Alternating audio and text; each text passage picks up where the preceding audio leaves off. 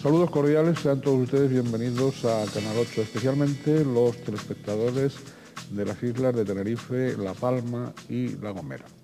Y nuestra más cordial bienvenida a doña Pilar Merino Troncoso, consejera de Agricultura, Ganadería, Pesca y Alimentación del Gobierno de Canarias. Doña Pilar, bienvenida. Muchas gracias. Tenemos que recordar en cada uno de los programas esos rasgos de identidad de Canal 8, ¿no? El Canal 8 se sabe que es de capital tinerfeño, canario, al 100%. En audiencia, el Canal 8 es el segundo de la provincia de Santa Cruz de Tenerife de local y el tercero del archipiélago.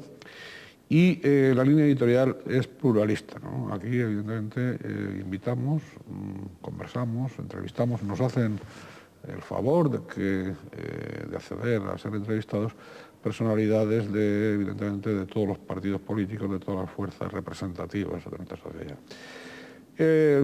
Esta es la tercera ocasión que conversamos en Canal 8 con doña Pilar Merino.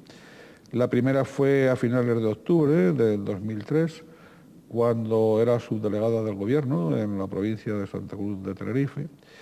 Y luego la última que tuvimos, y ahora recordaremos algún aspecto de esas, la segunda fue a finales de marzo de 2007, cuando encabezaba la candidatura del Partido Popular a la alcaldía de Garachico.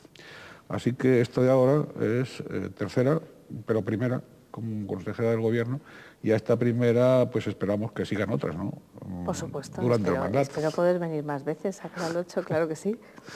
Bien, como es un cargo recién, estrenado, su parte, vamos a recordar primero para todos ustedes, algunos de las señas de identidad también, de la trayectoria de doña Pilar Merino, para que lo recuerden aquellos que no estén al tanto o que no estén tan al tanto. ¿Quién es nuestra consejera de Agricultura, Ganadería, Pesca y Alimentación en este momento, ¿no? Bueno, pues doña Pilar es madrileña de nacimiento, tinerfeña, canaria, por familia, por trabajo, por estatuto, que digo yo siempre, y es licenciada en Derecho por la Universidad Autónoma de Madrid. Era licenciada de Derecho a los 23 años. Después cursó amplió estudios de inglés y de francés en la London University y en la Alianza Francesa, respectivamente. Cursó los cursos de doctorado en Economía Aplicada. Yo siempre le pregunto, en las dos anteriores le pregunté y lo volveré a preguntar ya, que aunque tiene aprobados los cursos de doctorado, ¿cómo va la tesis? Pues la tengo en este momento paralizada. Paralizada. Y es una pena porque es algo que tengo que hacer. Claro. Tengo que hacerlo porque además yo creo que es una satisfacción personal muy importante llegar a hacer una investigación y a poder leer una tesis. Bien, centrada en el comercio exterior, me imagino, de Canarias. Sí. Que es exterior, comercio electrónico, tengo el título, poco más aparte del título y el apoyo además de mi tutor, pero la verdad que ahora no es el momento. Todavía no. Bien, no. Vamos a ver si recupera tiempo también para ese doctorado, que nunca estará mal avanzar o de más avanzar en la investigación. Doña Pilar por oposición también a los 25 años ingresó en el Cuerpo Superior de Técnicos Comerciales y Economistas del Estado.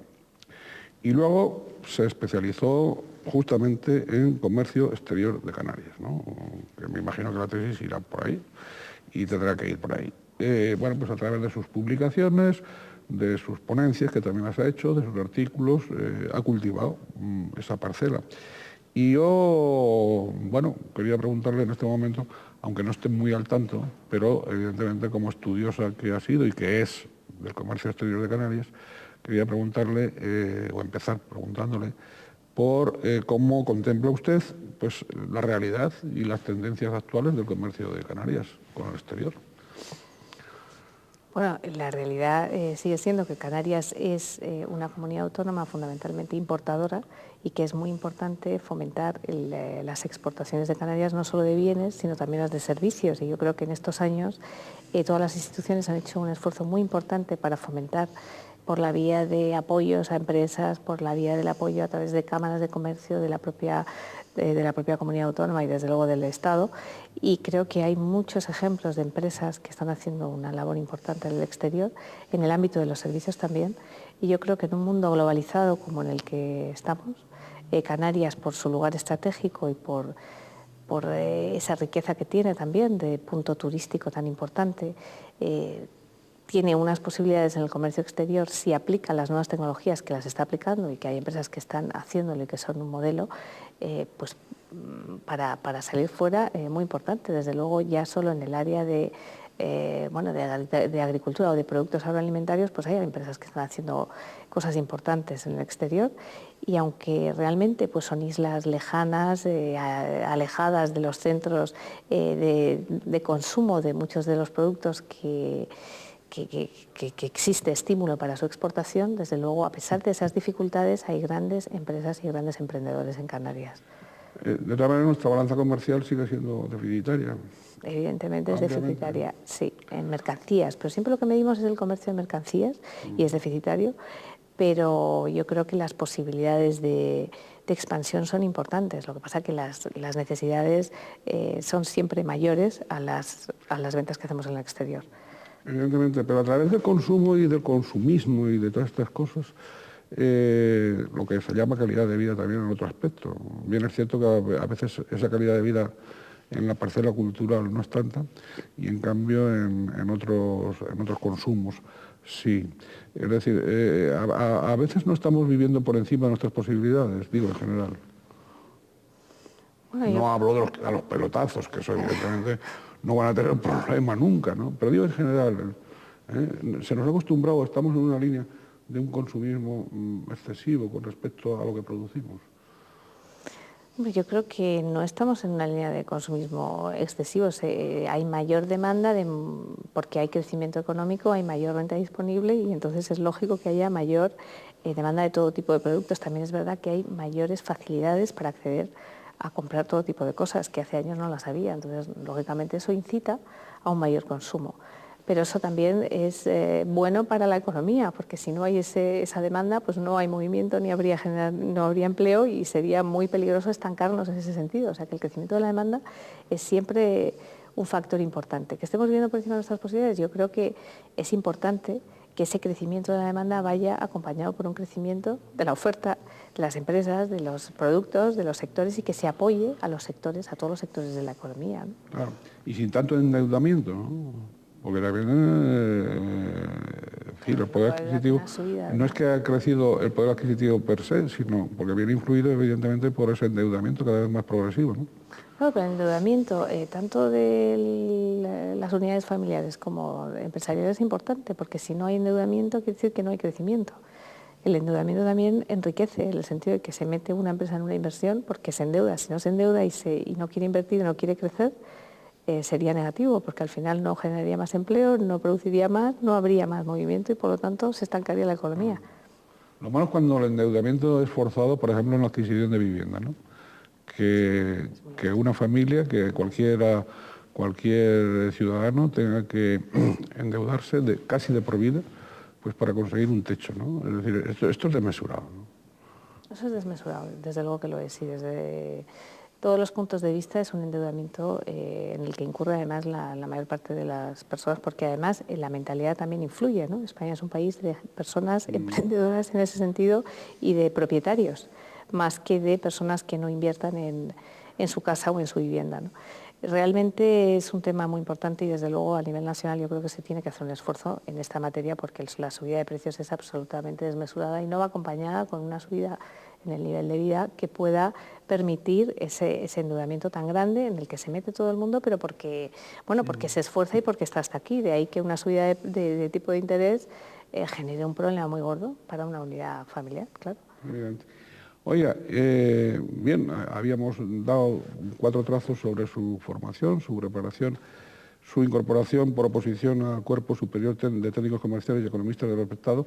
Por oposición no quiere aclararlo, para algunos no es que estuviera en la oposición, sino que realizó concurso oposición para entrar en el cuerpo. Bien, su primera gestión pública se desarrolla en el decenio de los 90 en Santa Cruz de Tenerife como directora territorial de Economía y Comercio.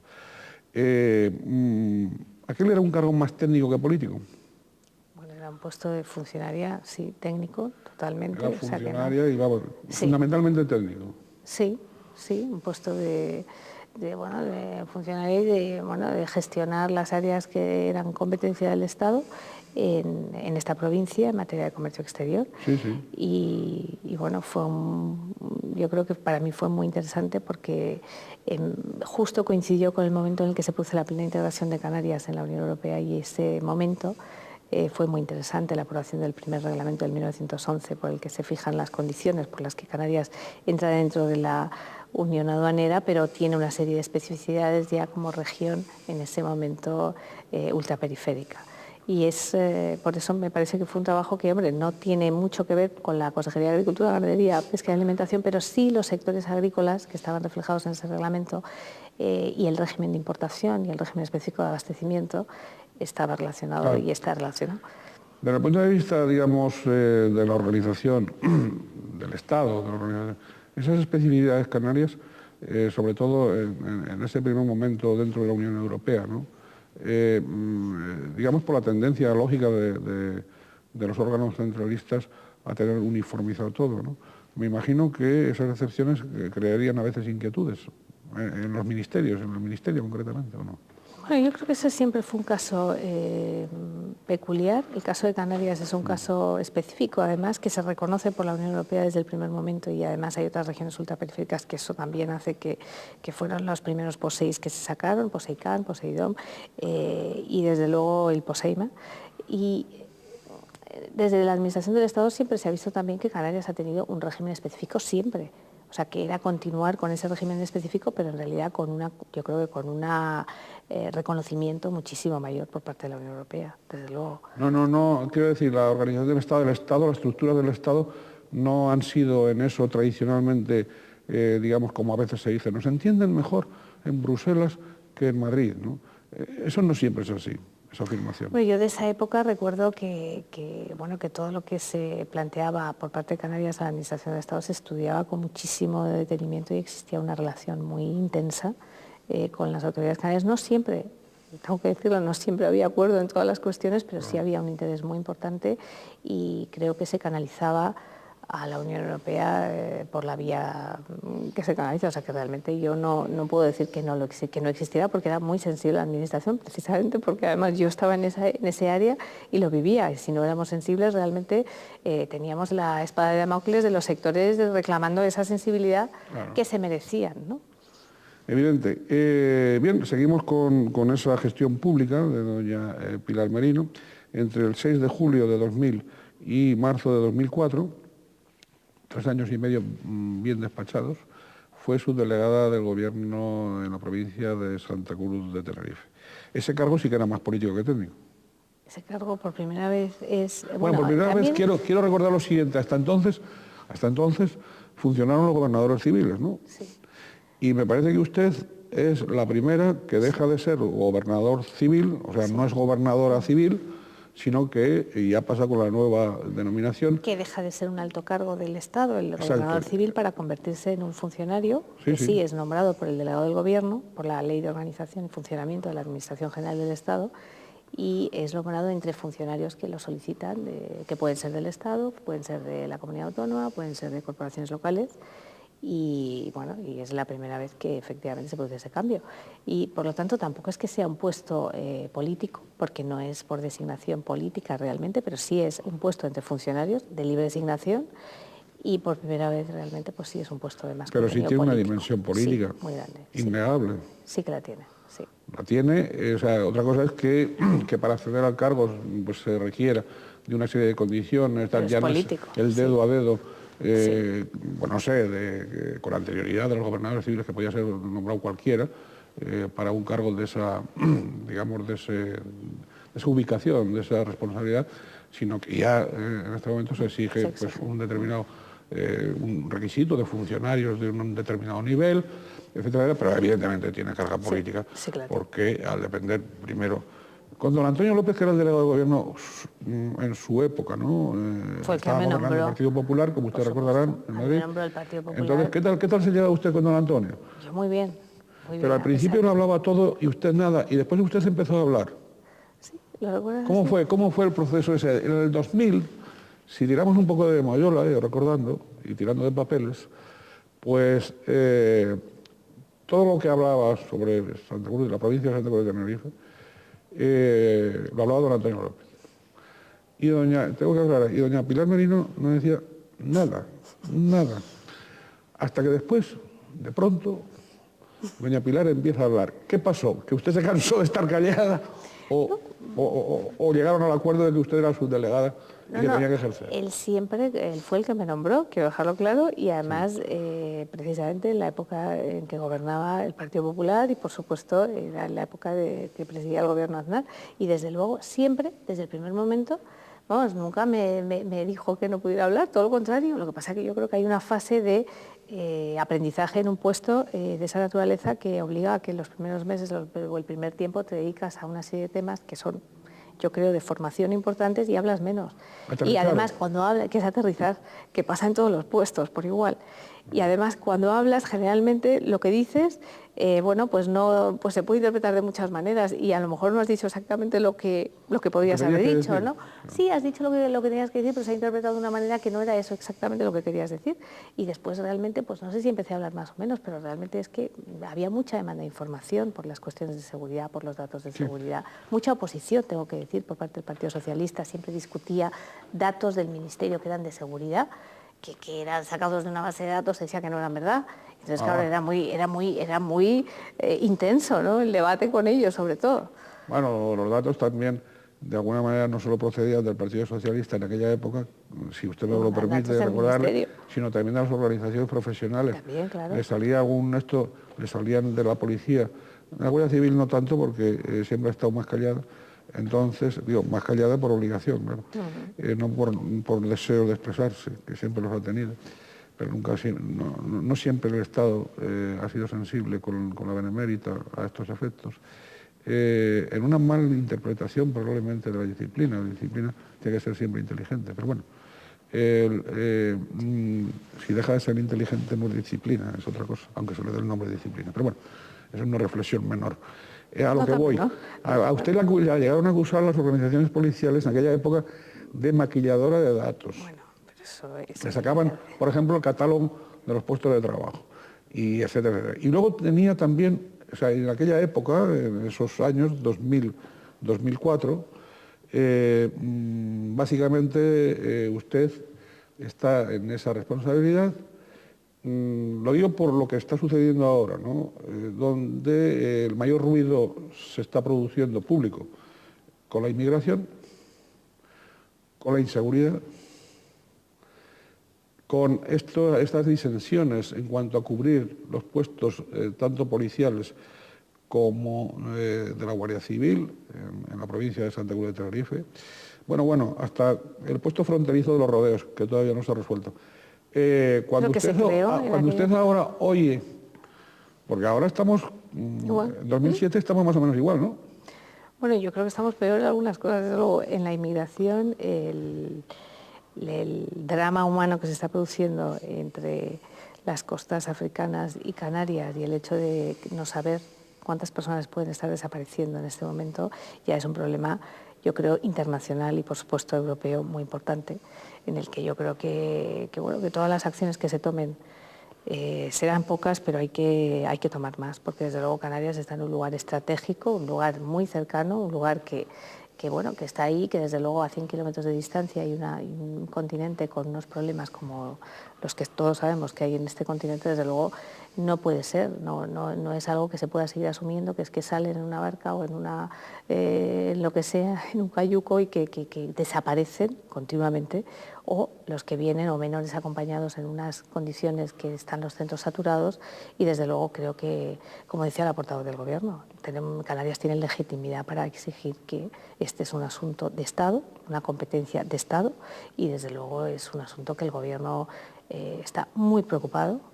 El presidente del Gobierno lo ha transmitido a todos los medios y a todos los consejos de Gobierno y todos los miembros del Gobierno. Desde luego es algo que el Estado debe de tomar medidas. Yo no creo que haya ningún lugar en Europa en este momento con la incidencia en materia de inmigración tan grave, con cuestiones tan graves y sobre todo con tantas muertes que desconocemos, porque conocemos. Sí, sí. Y creo que exige una actuación verdaderamente muy decisiva en esta materia. Competencia estatal y también de la Unión Europea.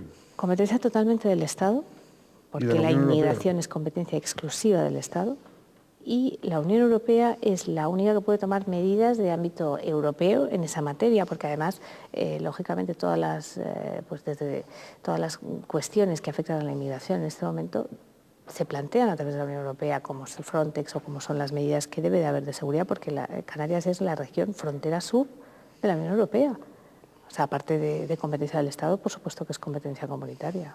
Hay por parte de la Unión Europea todavía falta de conocimiento, falta de sensibilidad, falta de asumir la responsabilidad que le corresponde. Yo creo que por lo que... Porque lo de Frontex es una broma. Bueno, realmente... Broma macabra, si quiere usted, digamos, en la discusión de cuántos participan, de cuántos no tal, de cuántos países se están inhibiendo de esa solidaridad hacia una frontera propia, etcétera, etcétera. Es decir, todo eso demuestra, en el fondo, desde luego, que todavía la Unión Europea está a años luz de comprender el problema. Todavía la Unión Europea no lo ha comprendido. No sé si Madrid, hablando de Madrid, de la Administración del Estado, está poniendo toda la carne en el asador, no lo sé, pero desde luego quien no lo está poniendo en absoluto es la Unión Europea. Yo creo que es un tema de la Unión Europea, pero hay que entender que en tanto en cuanto no sea una política común, que es lo que debe ser una política, otro pilar de la Unión Europea debe ser la política de inmigración. Y hay cuestiones en las que hay un acuerdo y hay un convenio al que no pertenecen todos, como es el acuerdo de Schengen, y hay cuestiones que los países o los Estados miembros deben liderar cuando es un asunto que afecta directamente, como es el caso de la inmigración, a Canarias y por tanto a España, dentro de lo que es la Unión Europea y en los órganos de decisión. O sea, el hecho de que no se preste más atención por la Unión Europea indudablemente también es porque el Estado miembro debe de transmitir y debe de hacer un consejo en Canarias para ver lo que está ocurriendo, por ejemplo, en Canarias con una inmigración que verdaderamente pues no se está consiguiendo frenar o no se está consiguiendo resolver los problemas en origen y los problemas en destino, que es Canarias.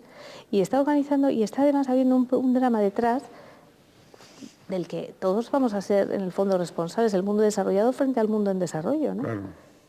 Creo que los lazos con los países son europeos, es la Unión Europea la que tiene que estrechar lazos también con todos estos países que están en esta zona y que deben de alguna manera pues, hacer como una cumbre para ver en qué medida y qué medidas se pueden tomar, porque hay una Organización Internacional de Migraciones que estudia los movimientos migratorios y que lleva haciendo análisis muchísimos años y que sabe que este es un problema muy grave.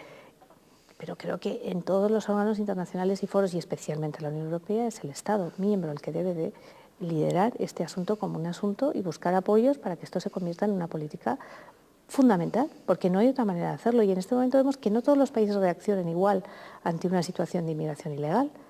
Hemos visto ejemplos muy dispares. Eso no puede ser que un país no acepte un barco, que es una cuestión por otro lado, de una organización marítima internacional que depende de la ONU y que establece cuáles son las normas internacionales de personas a las que hay que salvar, y no se puede dejar así.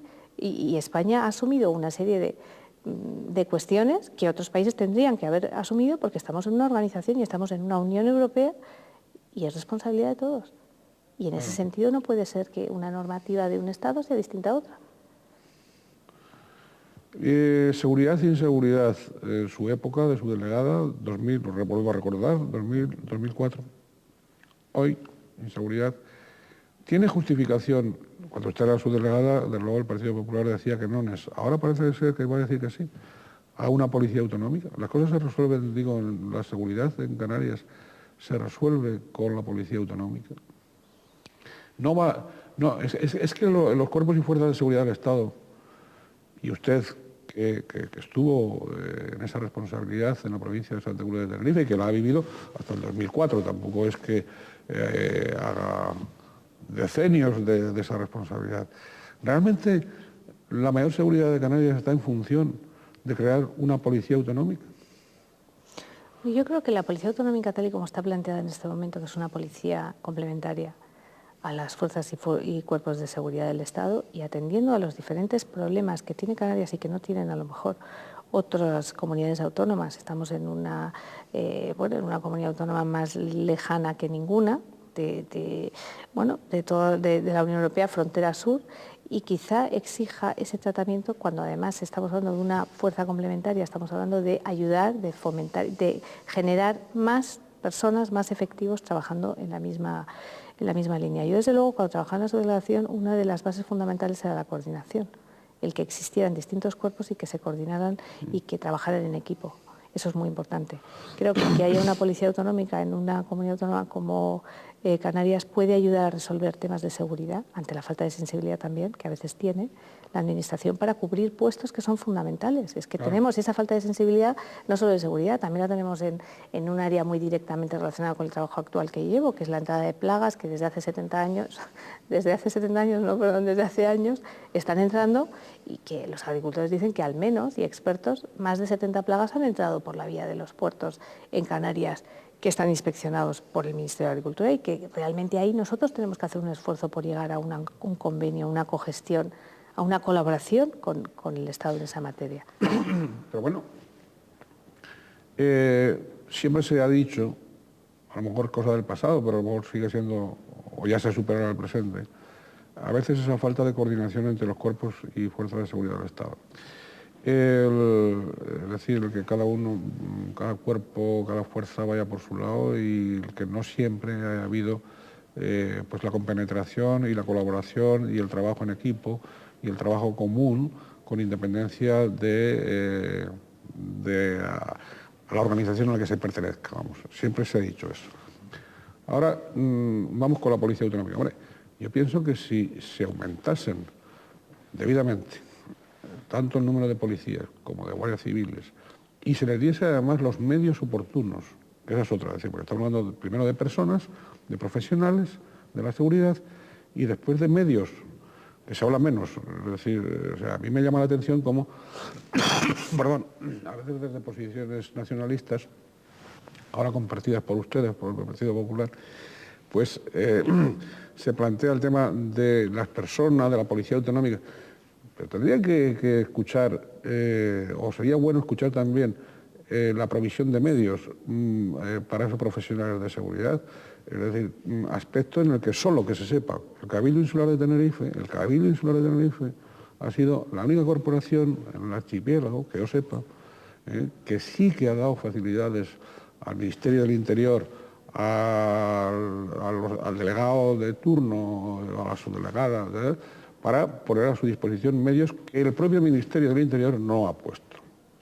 Entonces, hago esta reflexión, y otra vez vuelvo sobre la policía autonómica, porque claro, como nos la presenten como el ungüento blanco que va a resolver la seguridad en Canarias, me parece que no nos están diciendo toda la verdad.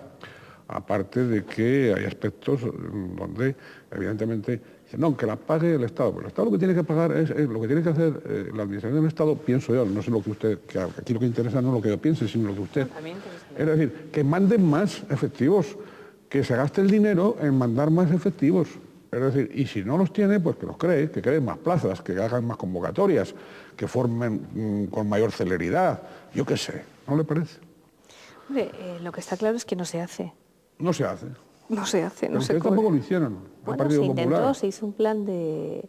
Claro que se hizo un plan de lucha contra la delincuencia nacional, ¿no? Lo que pasa es que había estado bloqueado durante muchísimos años el aumento de plazas en el Ministerio del Interior, tanto en un cuerpo como en otro. Quizá porque, bueno, durante los años anteriores del Partido Socialista no se había considerado como una prioridad, porque en ese momento la seguridad no se atendía como un objetivo a largo plazo fundamental, y cuando llega el Partido Popular al Gobierno se encuentra con eso bloqueado. Se tarda mucho tiempo en preparar y en cubrir esos puestos, y se hace un plan a 4 años para aumentar las plazas y las dotaciones policiales. Hoy en día, siguiendo ese plan, se aumentaron, independientemente de que cambió el Gobierno, se siguió ese plan, y luego la realidad es que en Canarias la relación, por ser una comunidad autónoma muy turística, por ser una comunidad autónoma con una densidad muy alta de población, sobre todo los destinos turísticos suelen tener esa relación, ¿no?, de una incidencia en la seguridad, que hay que luchar contra ella mucho más porque hay una incidencia mayor. Pues yo creo que la Policía Autonómica es una solución para una comunidad autónoma como la Canaria, en ese sentido de colaboración, de complementariedad, y de algo que puede funcionar, teniendo en cuenta que hay muchas cuestiones que no han sido atendidas en los cuerpos que existen y que no van a desaparecer. Bien, doña Pilar Merino, enraizada en Garachico desde 1991. Allí se casó con un tinerfeño. Es madre de 3 hijos. En la entrevista, no la última, sino la primera que hicimos, venía en estado de buena esperanza. Nació un Álvaro, que es el 3er hijo. Y meses pasados se nos presenta como candidata, vamos al tema de Garachico, como candidata a la alcaldía, una especie de candidatura provocativa o provocadora, o yo qué sé. Entonces, de todo mujeres. Y bueno, cuéntenos la experiencia esa, qué resultados ha tenido y qué enseñanzas le ha aportado, lo que ha ocurrido al final. Pues es una experiencia muy bonita. Hay que tener en cuenta que provocadora no, era algo que se podía hacer un mes antes de las elecciones, y que justo en las elecciones ya no se podía presentar una lista solo de mujeres, y curiosamente en un municipio como Garachico, que tiene más de 5.000 habitantes, porque en los de menos de 5.000 habitantes tampoco hubiera sido ningún problema en ese momento. Yo, desde luego, desde el punto de vista de la igualdad, o sea, yo creo que pensamos todas las que componemos la lista que la auténtica igualdad es que no importe quién esté en la lista, sino quién quiere estar y quién realmente quiere trabajar por un municipio, en este caso el municipio de Garachico. Ha sido una experiencia muy bonita, porque hicimos una campaña que no pudimos realmente luego, pues no nos pudimos presentar, pero fue una campaña muy bonita, casa por casa, hablando con todo el mundo. Todo el mundo se interesó muchísimo por qué ocurría con esa candidatura, cómo era posible, pero por qué no nos dejaban. En fin, ha sido muy bonito dar explicaciones, porque nosotras mismas tampoco nos lo podíamos creer. Y no ha sido un acto de provocación, como cree el PSOE, que desde el principio nos criticó y nos llamó de todo, desde compararnos con las listas de los terroristas en el País Vasco hasta decir, como dijo López Aguilar, que era una lista macabra y una broma macabra, o no sé qué llegó a decir, que realmente yo esas declaraciones las encuentro impresionantes, ¿no? O sea, que no tiene ningún sentido, porque la auténtica libertad está en eso, ¿no? Y la auténtica igualdad y la auténtica no discriminación. En cualquier caso, presentamos nuestra lista, fue rechazada por la Junta Electoral, presentamos unas alegaciones, un recurso, no nos admitieron el recurso, se elevó el recurso al contencioso administrativo por la Junta Electoral, porque no podía resolver con la ley en la mano, no admitía la lista, y el juez del contencioso administrativo elevó como cuestión de inconstitucionalidad, porque consideró que tenía la duda de si del articulado de la ley, de un artículo en concreto, si era o no constitucional, y lo elevó al Tribunal Constitucional. Y bueno, hace poco tiempo hemos recibido, el Partido Popular hace menos de un mes presentó un recurso también de inconstitucionalidad por la ley de igualdad en ese artículo en concreto, el de las listas electorales, y lo único que sabemos a fecha de hoy es que se ha admitido a trámite el recurso y la cuestión de inconstitucionalidad, y que se acumulan ambas causas, y todavía no sabemos la respuesta, pero bueno, ahí estamos.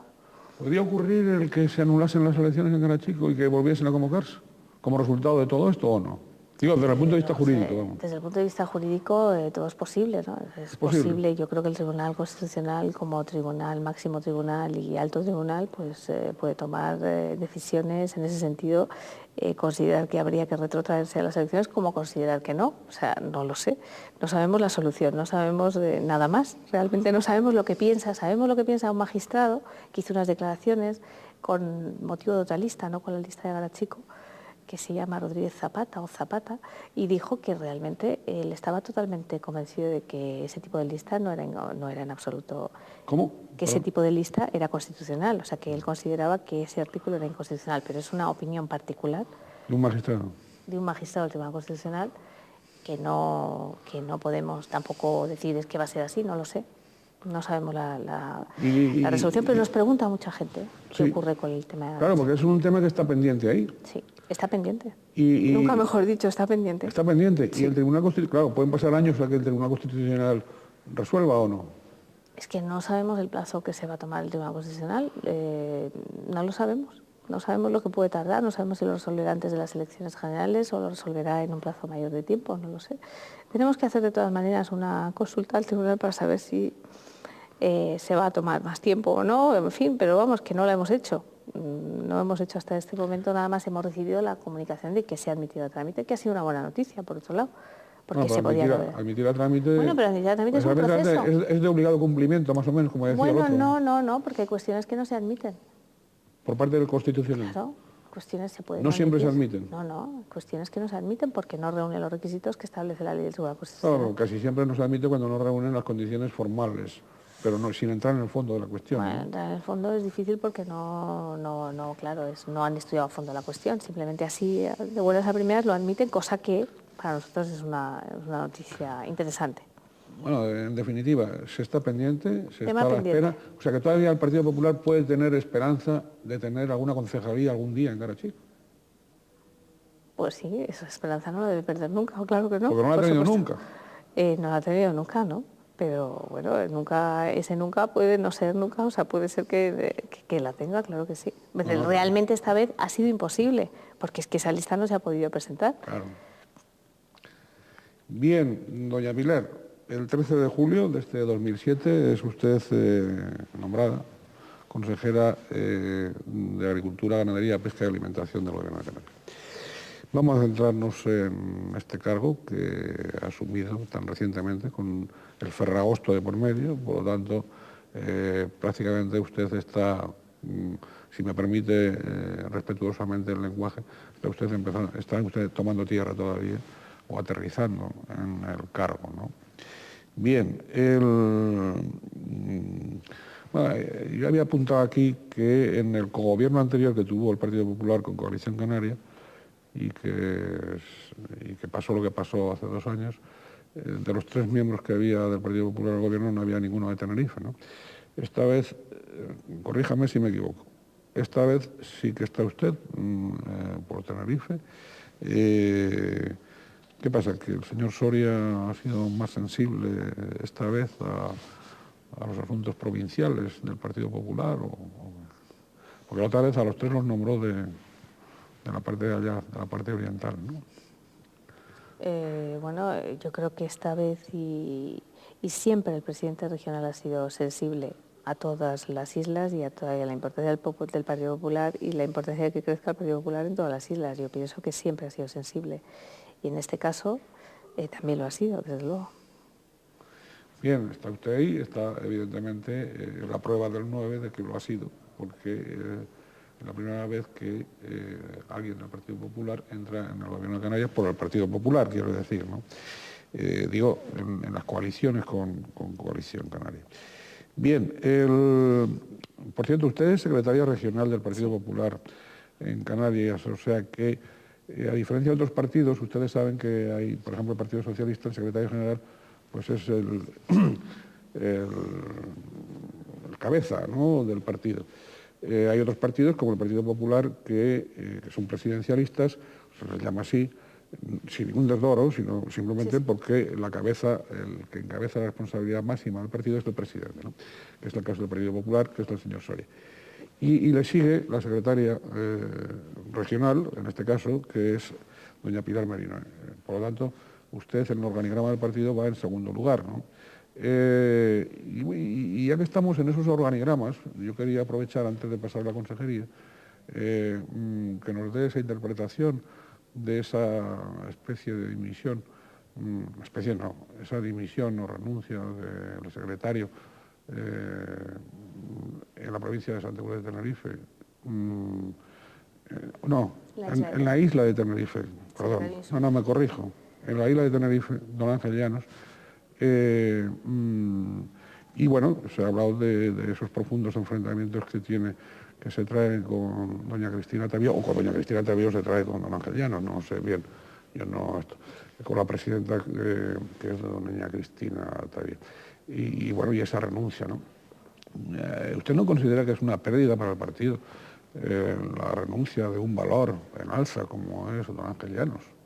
Bueno, yo no puedo pensar que haya una pérdida en el partido porque Ángel Llanos está en el Partido Popular, tiene un puesto muy importante dentro del partido y puesto que es concejal del Ayuntamiento de Santa Cruz de Tenerife, y hay que pensar que antes, cuando te referías a lo que se había hecho desde el Cabildo, a ese apoyo que se había hecho a los cuerpos y fuerzas de seguridad, pues fue precisamente uno de los que más apoyó esa línea de apoyo, fue Ángel Llanos cuando fue consejero de Relaciones Institucionales del Cabildo de Tenerife en la pasada legislatura. Por lo tanto, yo creo que es el conjunto de trabajo que tiene en este momento, que yo creo que es importante. El estar en un ayuntamiento es una concejalía, además de Economía y de Hacienda difícil y de mucha responsabilidad.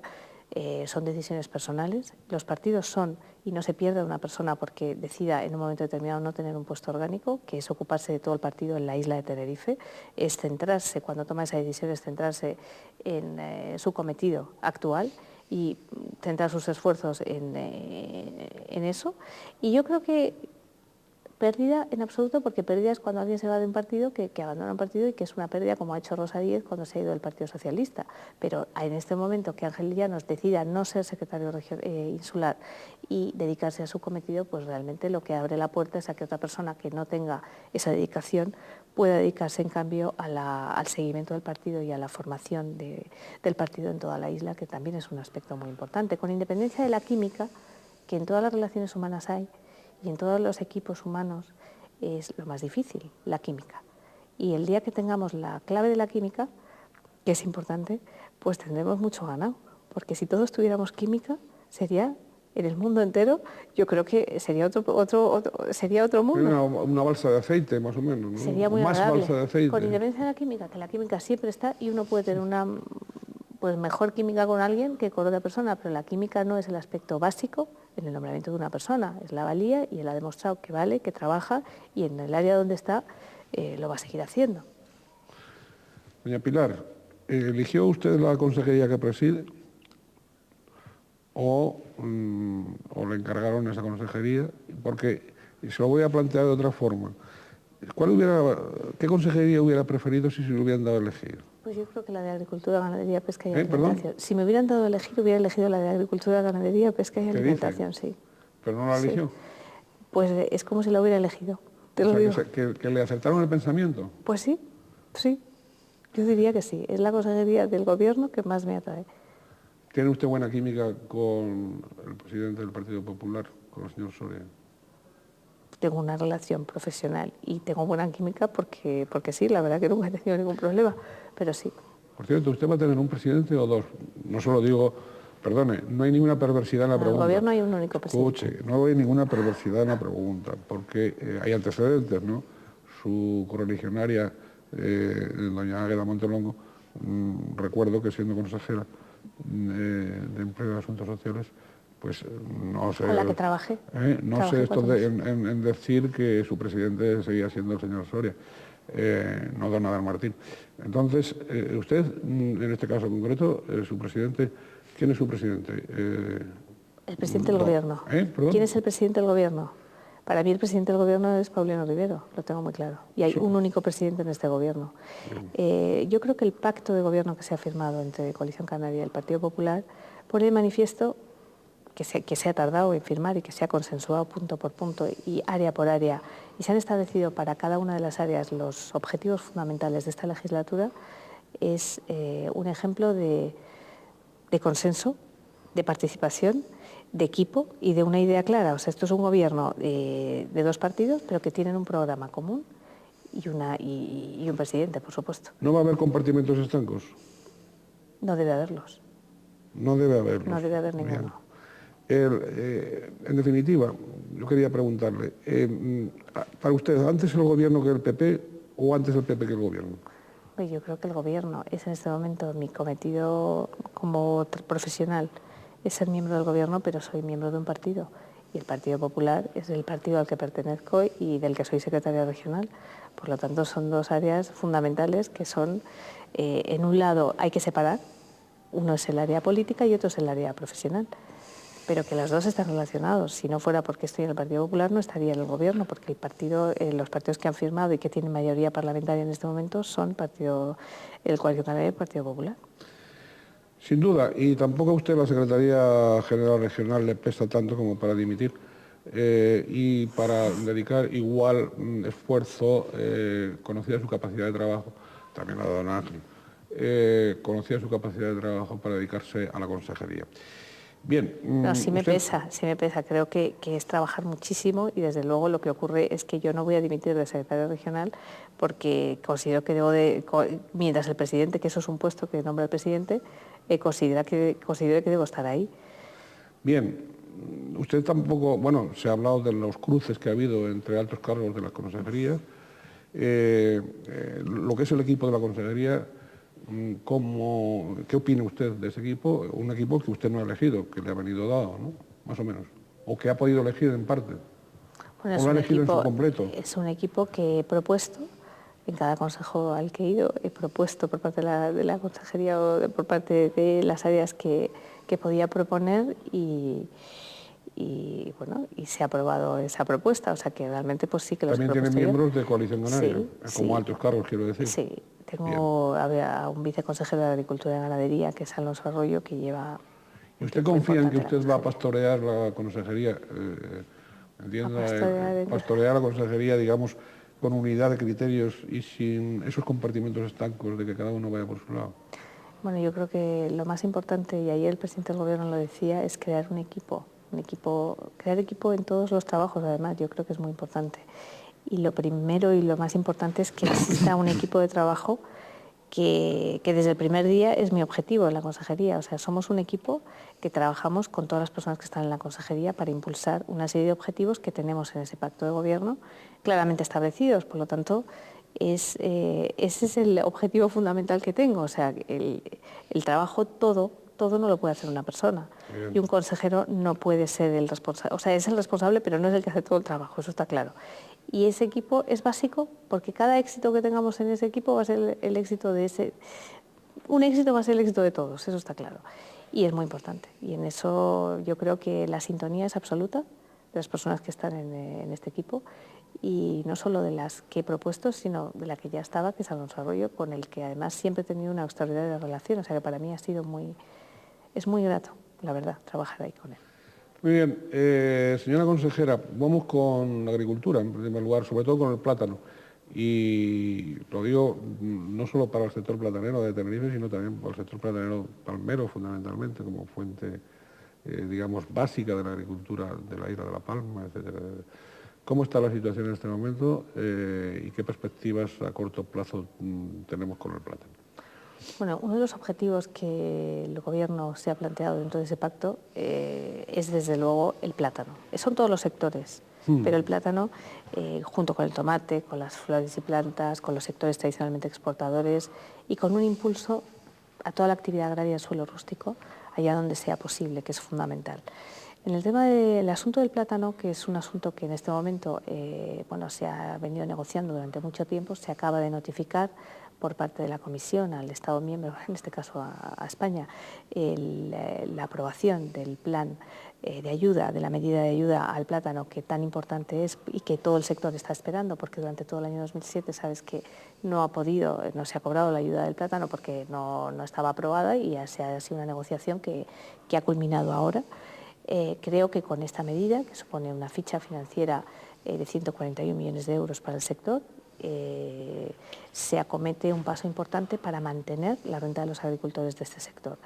La medida ha sido notificada, pero lo que el sector está demandando es el pago de la ayuda, porque un año entero, a precios que, como sabes, se está aplicando desde el 1 de enero de 2006, un arancel único a todas las importaciones de terceros países, salvo aquella de 176 euros por tonelada, salvo aquellas importaciones que vienen de los países ACP, concretamente de África, para un límite de 775.000 toneladas que no se aplica ningún tipo de arancel, pues eso ha provocado un aumento de las importaciones importante, y al aumentar las importaciones cae el precio, han bajado los precios y por lo tanto ese margen o ese, en algunos momentos, es lo que ha venido cubriendo la ayuda durante todos estos años, y por eso en este año el problema fundamental que nos han trasladado es el pago de la ayuda, que estamos en el mes de septiembre y no la han cobrado.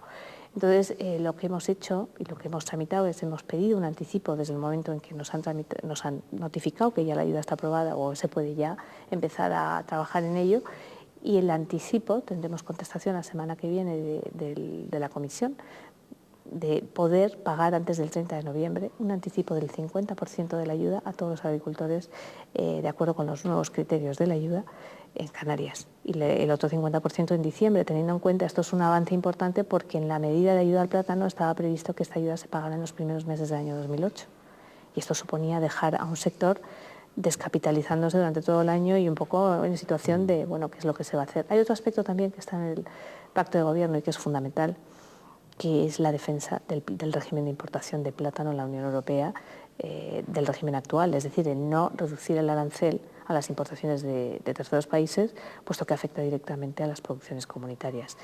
Y en ese sentido ya hemos mantenido, tanto el viceconsejero de Agricultura y Ganadería como Asprocan, una reunión en el Ministerio de Comercio, concretamente para analizar cuál es la situación en la que estamos, porque sabes que se ha presentado una queja ante el máximo órgano, que es la Organización Mundial del Comercio, encargado de resolver diferencias. Ya no es la primera, sino que es la primera queja que se presenta a este nuevo sistema de arancel que se había puesto y que parecía que iba a contentar a los países tradicionalmente suministradores de plátano, pero no es así. 176 euros les resulta muy elevado. Consideran que antes, cuando no existía ese arancel único, sabes que había un contingente de 2.200.000 toneladas para toda la Unión Europea, que países como Ecuador exportaban plátanos con un arancel dentro de ese contingente de 75 euros y pretenden llegar a 75 euros de entrada. Ecuador ha presentado una queja, esa queja se han ido en noviembre de 2006, a esa queja se han ido uniendo otros países, Colombia, Panamá y Estados Unidos. Estados Unidos es un país que nos ha presentado una queja, pero la ha presentado la Organización Mundial del Comercio, no ya diciendo que no estaba de acuerdo con la interpretación que hacía la Unión Europea, sino partiendo de la base que la Unión Europea no había interpretado nada las conclusiones de la Organización Mundial del Comercio en las últimas quejas que había resuelto, que son paneles. Y en este momento, pues la situación es compleja en el sentido de que hay 3 árbitros elegidos para decidir esta cuestión, son los mismos que han decidido los laudos anteriores, y la contestación que ha dado la Comisión a esa queja planteada por estos países es muy seria, muy documentada, diciendo que el régimen de importación que se ha establecido es suficiente y que no se debe de bajar el arancel porque eso perjudicaría enormemente al sector agrícola comunitario.